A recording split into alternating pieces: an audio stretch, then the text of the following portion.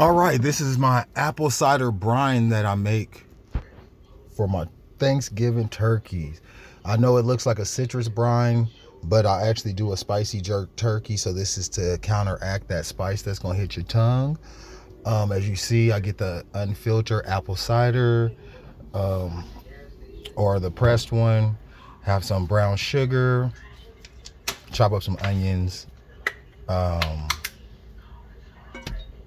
limes, lemons, and oranges. First thing I'm gonna do, I have my pot on medium. I'll pour the first apple cider in, and then I'm gonna go ahead and grab some of the onions, start to break that up. For this video, I'm sure you guys didn't need to see how onions and everything can be cut up. You'll see them as I'm breaking them off into the pot.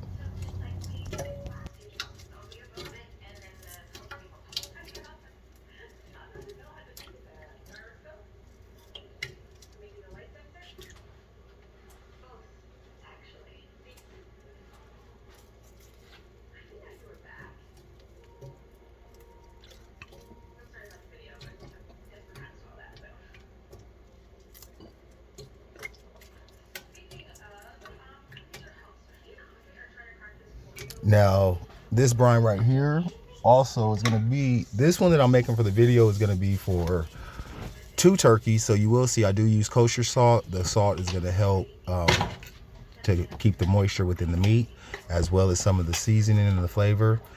But I keep it simple at this stage. So it's gonna be the kosher salt. I use some garlic salt, and then I use my pink Himalayan mixture that I have, and I go ahead and I season this up. And like I said, it's on medium. So as you see, nothing started to boil yet. Everything still looks like it's sitting there, and I'm loading up the pan.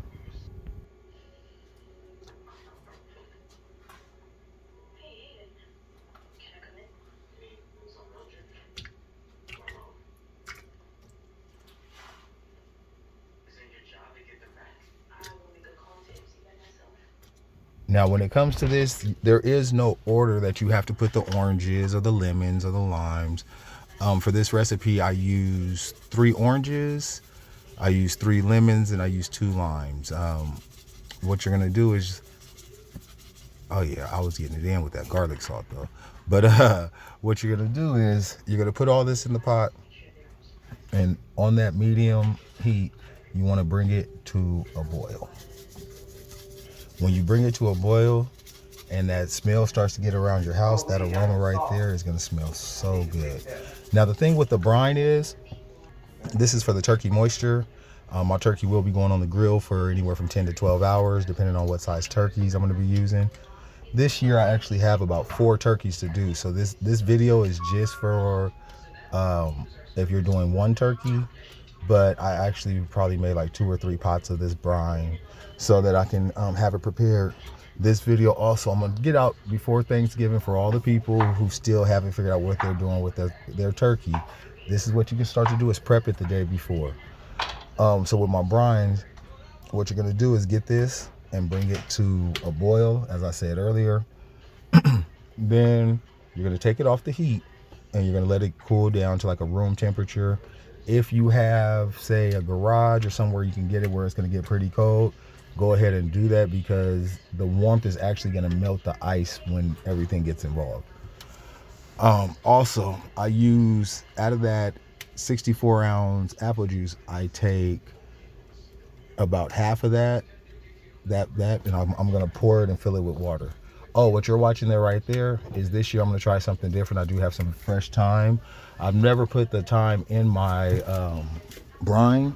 I normally save that for the seasoning part with the jerk and everything. But like I said, it's all gonna work out together. So here we go with another experimental masterpiece.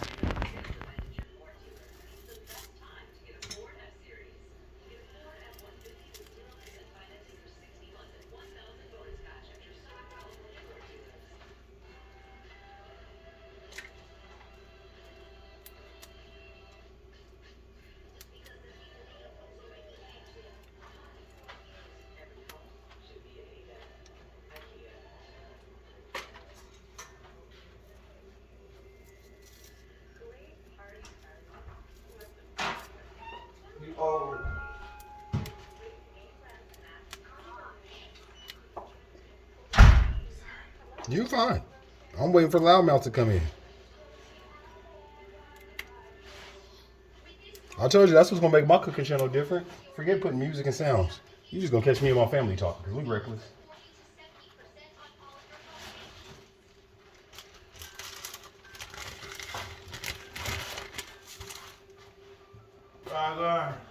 Nothing, trying to make stuff happen. He said he went to San Diego, so everybody about that salt and pepper. Yo, I got something for you.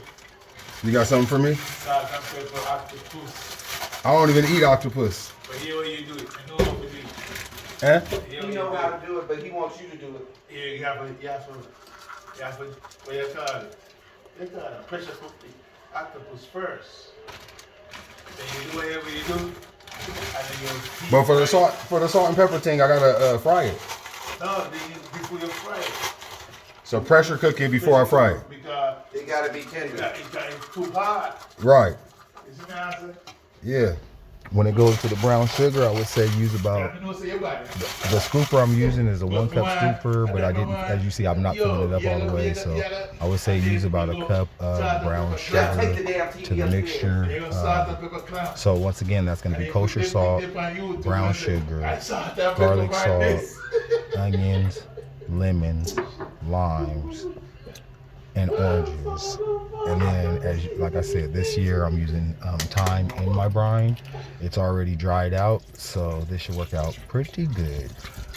This is my gallon bottle of my apple cider that you see being poured in now, which is going to bring the liquid level up so I can continue to add the rest of the fruit that I've chopped up for this.